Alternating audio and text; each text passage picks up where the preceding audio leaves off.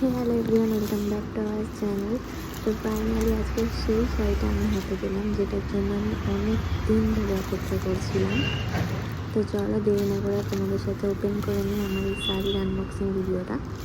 একেবারে ছুরি কাঁচি নিয়ে বসে পড়েছি পার্সেলটা আনবক্সিং করতে, কারণ এটাকে ভালোভাবে আনবক্সিং করার ইচ্ছা আমার। অন্য সময় আমি এসব নিয়ে বসি না।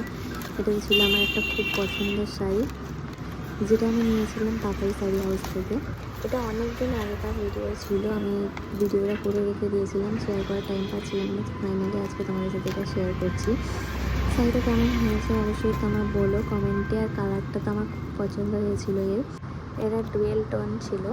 তো শাড়িটা ছিল ভীষণ নরম, এর কোয়ালিটি আমার ভীষণ পছন্দ হয়েছে। ওখানকার শাড়ি বরাবরই খুব ভালো হয়, একদম রিজনেবল প্রাইসের মধ্যেই আমরা পেয়ে যাই ওখানকার শাড়িগুলো।